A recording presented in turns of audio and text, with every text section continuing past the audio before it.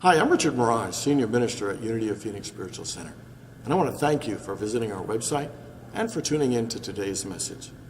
If you feel inspired by today's talk, I really encourage you to make a donation by hitting that button below and making a contribution to this ministry. It'll allow us to continue these messages online and to do the great work we do here at Unity of Phoenix, which is to inspire people to live better lives. So thanks for tuning in, thanks for your support, and we hope to see you at a Sunday real soon.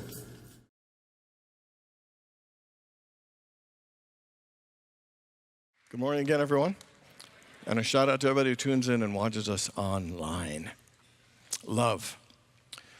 There have been more songs written about love than any other topic in the world. I bet we could all list hundreds of titles of songs from All You Need Is Love, How Deep Is Your Love, Endless Love, The Power of Love, Love Will Keep Us Together, Love Will Find a Way, I Can't Help Falling in Love with You, I Will Always Love You. We can go on and on about all these songs that we know about love. There are tons of them that we know. But here are some songs about love that you probably don't know about love that didn't work. These are the top country songs of loves that did not work. You done tore my heart out and stomped that sucker flat. Clearly love did not work out in that situation. Thank God and Greyhound, she's gone. So that did not work out either. How can you believe me when I say I love you when you know I've been a liar all my life? So that I am so miserable without you. It's like having you here. So clearly that didn't work out. If you keep checking up on me, I'm checking out on you. It ain't love, but it ain't bad. Here's my favorite. Ever since I said I do, there's a lot of things you don't.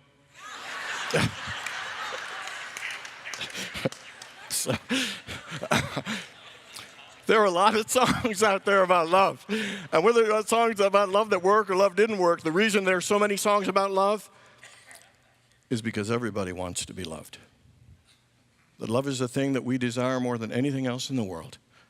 There isn't any person alive who doesn't want to feel loved, who doesn't want to feel cherished, who doesn't want to feel cared for, who doesn't want to feel needed and wanted, who doesn't want to feel supported and encouraged, who doesn't want to feel valued. You know, love is the thing that gives life meaning. Love is what makes life fulfilling and worthwhile. Love is the thing that brings us the greatest joys in life. You know, love is the thing that heals our broken heart. Love is the thing, that soothes and comforts our hurt and our pain. Love is what gives us hope. Love is what inspires us and uplifts us. Love renews us and invigorates us. And I believe when we're filled with love that we are more alive than any other time in our lives. Today we continue with the second song of our 4-week series, our annual series, The Songs of Life, because I think we all know music does something to us that just the spoken word can't. It touches us in a deep way. It opens our heart. It uplifts us. It makes us feel deeper emotions that we sometimes don't allow ourselves to feel. So last week we looked at Hungry Heart by Bruce Springsteen. Today we're looking at Get Together by the Youngbloods. This song was originally released in 1967. This song is 50 years old, yet the message is timeless. The message is as relevant today as when it was released. And what I love about the song, it's a very simple song, but it's a simple and profound song that encourages us to get together and love one another right now. Come on, people, now. Smile on your brother. Everybody get together. Try to love one another right now. The message seems obvious and clear, but I think when we look at it, we look even deeper and we see practical things that can help us all open our hearts and love even more deeply than we're doing now. I love the opening line. The opening line says, love is but a song to sing. And the message behind that is that love isn't just a theory or a lovely idea in your head. Love is something that is practical, it comes from us, it needs to be expressed through us. It can't be held in.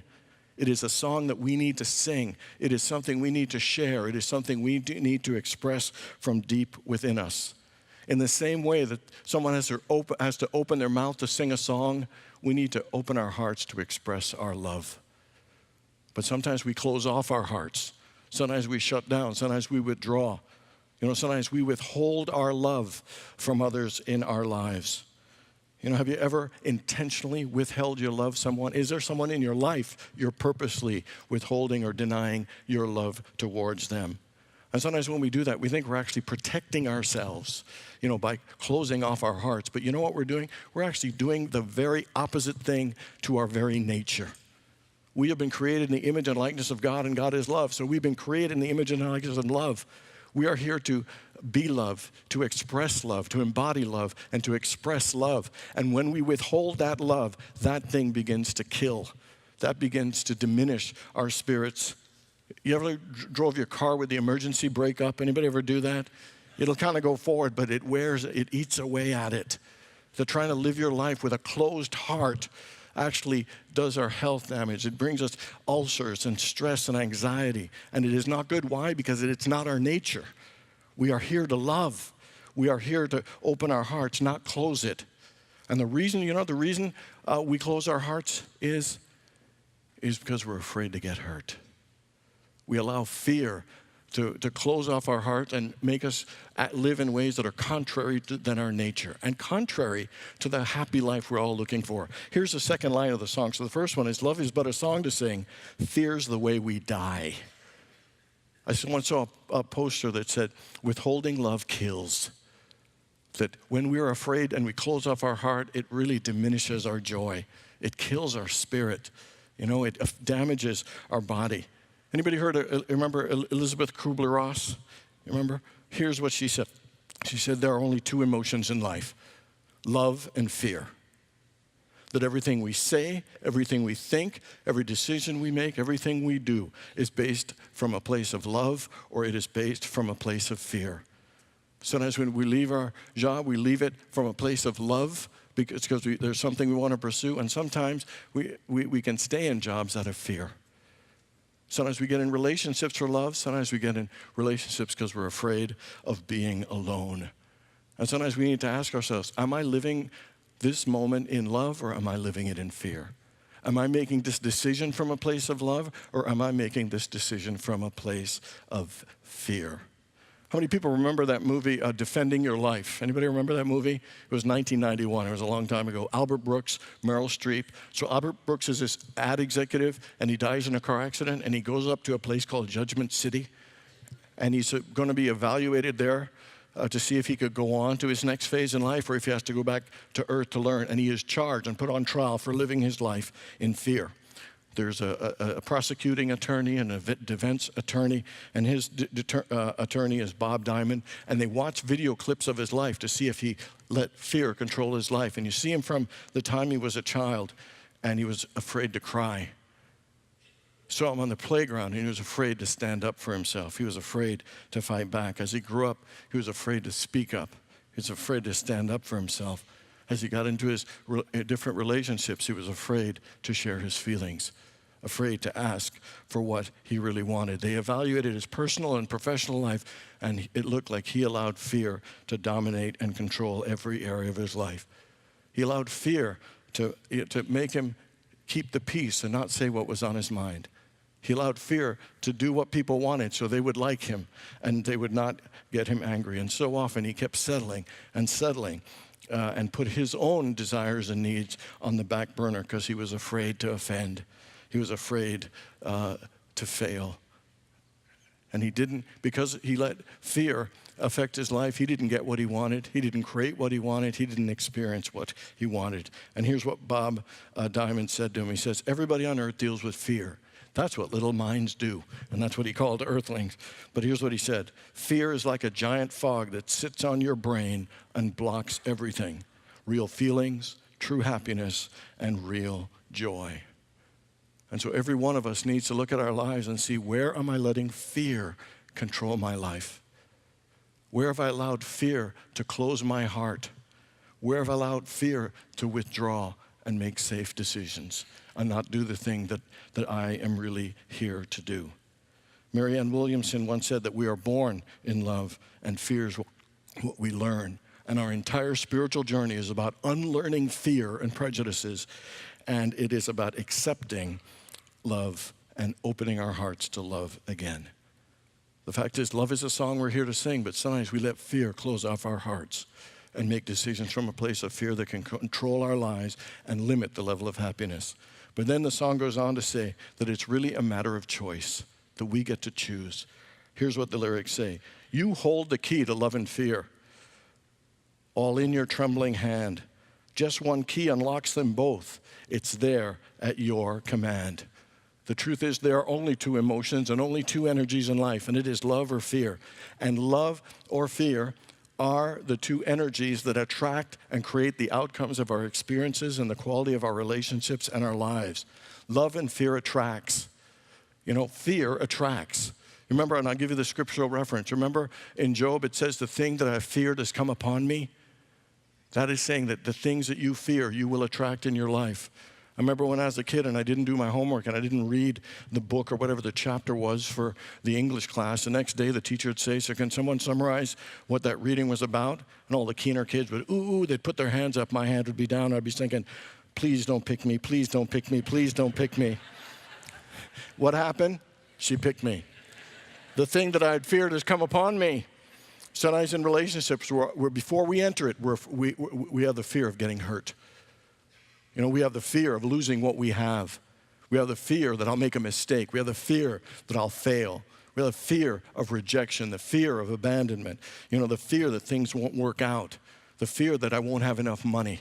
The fear that there just isn't enough, that I won't be a success.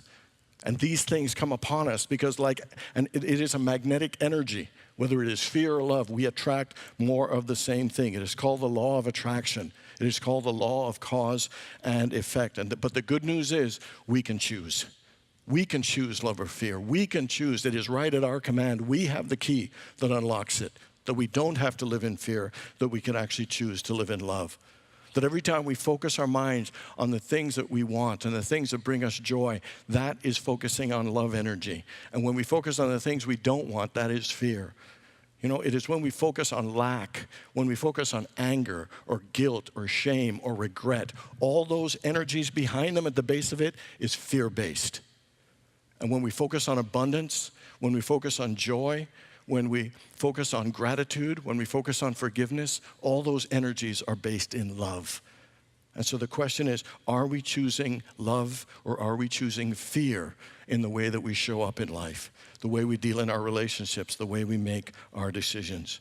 Jim Carrey says most people choose fear, but we disguise it as practicality. That we usually justify why we're doing this thing when it's not what we really wanted to do at all. He said his father was one of the most brilliant comedians ever, but he wanted to play it safe, and he took a job as an accountant, trying to justify it was a smart, safe thing to do to provide for his family. But he made his safe decision, and he still lost his job. And Jim Carrey said that taught him an important line. He said, you can let fear stop you and do the things that you don't want to do and still fail. So you may as well go after what you love and what you want to do, because even if you do fail at it, you'll still go further when you follow your heart in your decisions than when you allow yourself to be guided by fear. I have a friend, and her mom was not the most nurturing mom. She never said, I love you. She wasn't attentive. She wasn't, Susie homemaker-y kind of person. And then many, many years later, instead of being angry at her mom, her heart went out to her mom, and she decided to just open her heart with love. Even though her mom never said, I love you, she didn't want to say, Mom, you never say I love you. Tell me you love me. She just decided to show up in love. So she'd call her once a week, and they'd talk, and then she'd end it by saying, I love you, Mom. After 4 years of calling her once a week and saying, I love you, Mom, her mom, after she said, I love you, she said, honey, I love you too. And then 3 years later, which was 7 years after this, her mom actually said, I love you first. And what I love about that is she made the choice to make a stand for love. She could have been aggressive. She could have criticized her mom and been angry and tried to force her mom to love. But all she did was open her heart to love. And it transformed her, and it transformed their relationship. So it is an amazing and powerful thing. Are you willing to make that bold choice to love? To keep your heart open and not shut it down, and just keep loving and knowing that love will heal, love will transform, love will make things better. You know, there's a powerful, powerful way and a practice for us. And everybody, I just want you to just close your eyes for a moment. So I want you to think of someone you're having some trouble loving.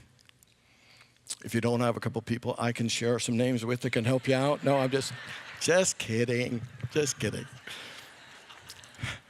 So our hearts close so easily. It's important for us to open it. So think of that person, and then everybody, I just want you to take a deep breath.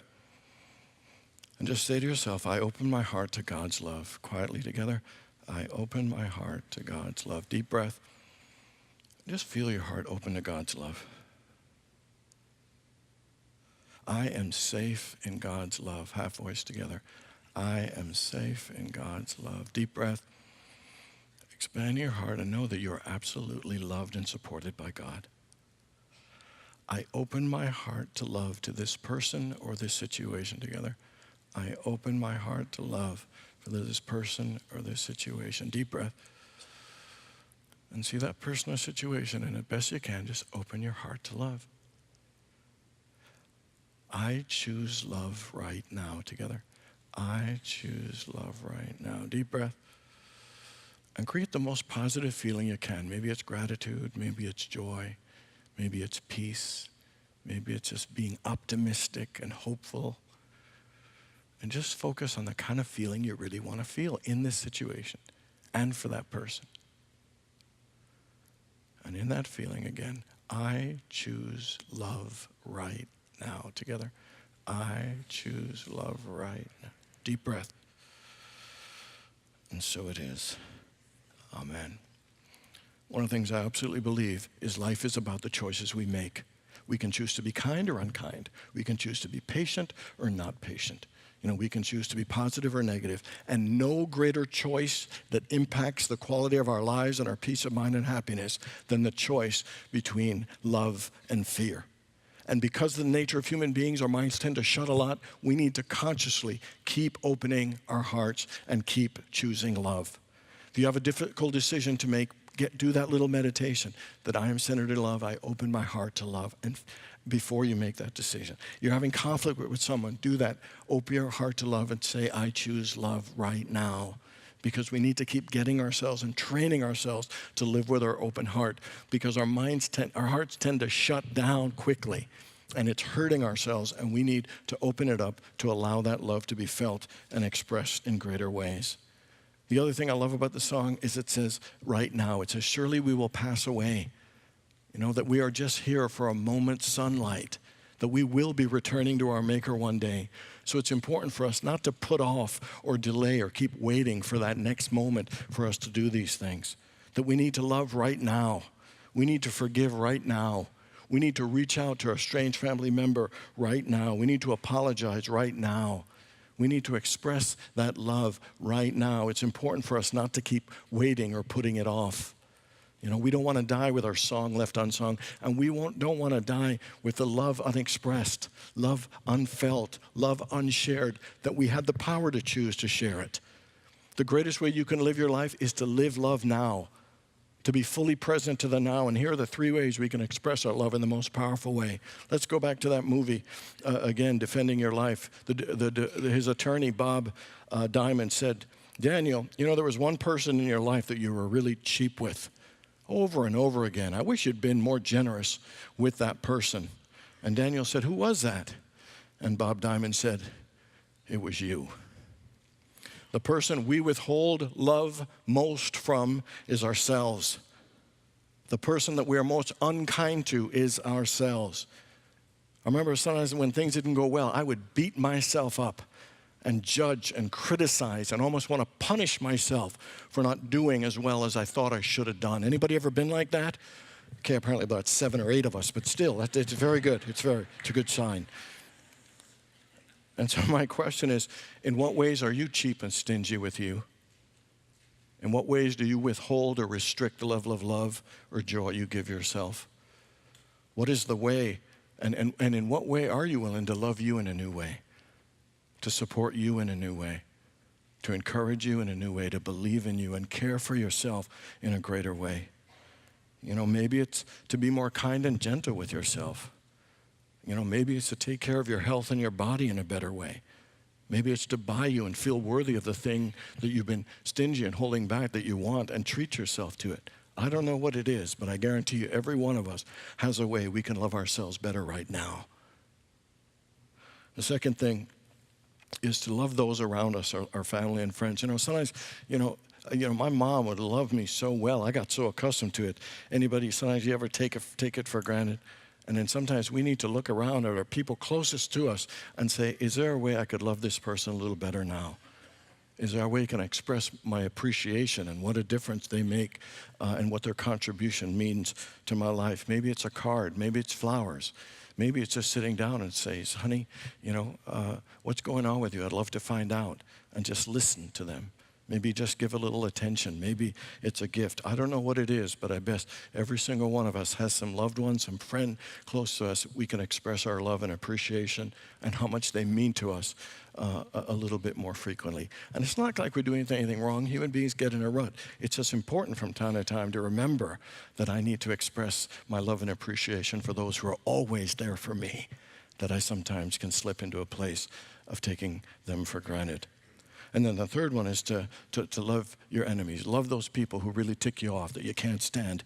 And I know most of you don't have those, but I'm just saying, if you ever did.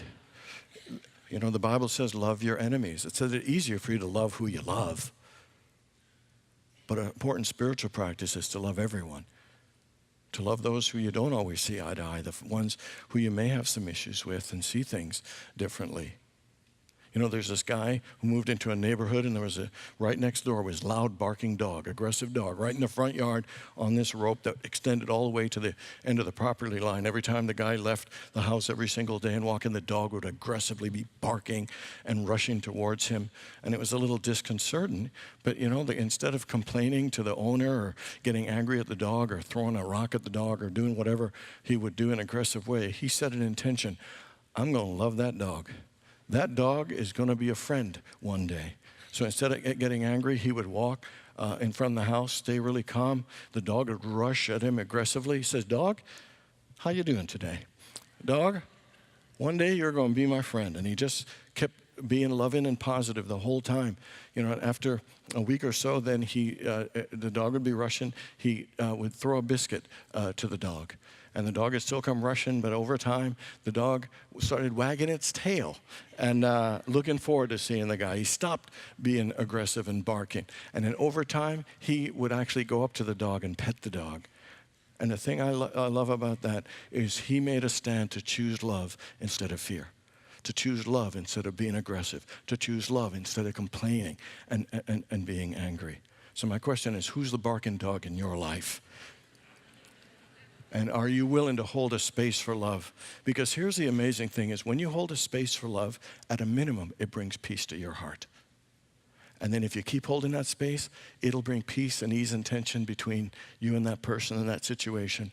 And if you keep doing it, it'll transform that situation and maybe even become friends. I know a friend who plays racquetball, and many years ago, he was playing with somebody, and they got into a really horrible fight. Horrible fight. They hated each other, were yelling, calling each other all kinds of names, and they both said, don't ever speak to me again. They played at the same club, so every time they saw each other, they purposely withheld and did not speak to each other, no eye contact. Then one day, I think they had a little round-robin tournament where the names were drawn by random of who'd be partners, and wouldn't you guess it, they drew each other's names and they were partners. They played that game without saying a word to each other. Interestingly, they won. A couple of weeks later, there was another tournament, and the one said to the other, first word, he said, you want to play again? The other guy said, yeah. He said, just don't say a word to me. So they played again, and guess what? They won. And they went on to play tournament after tournament and winning and not speaking to each other. And over time, they kept winning and winning. And one day, I think, at a hotel at some place out of town, they finally said something to each other. They have not only won lots of national championships, but today they are the best of friends. And the point I'm making is, just because something doesn't look good today, if you just keep your heart open, it can be transformed into something more amazing than you can imagine. There was a physician that once said, I've been practicing medicine for 30 years, and I have prescribed many things, but in the long run, I have learned For most of what ails the human creature, the best medicine is love. Somebody said, what if it doesn't work? The doctor says, then double the dose. And the truth is, love is the most healing, transforming, powerful, heart-opening energy in the entire word, because God is love. So I ask you, where in your life have you closed your heart to love? And are you willing to believe in the power of love and open your heart? Love is but a song to sing, and that is the song we are all here to sing. And sometimes fear can make us close our heart, but we have the power to choose to open our heart, to choose to open ourselves, to love ourselves better, to love our family and friends better, and yes, to love and send blessings even to the people that challenge us most. I love what a kid was misquoting 1 Corinthians, and he said, faith, hope, and love, but the greatest disease is love. Love is the greatest disease, and we should get ourselves and everybody else infected. Come on, people. Smile on your brother. Everybody get together and try to love one another right now. God bless you all.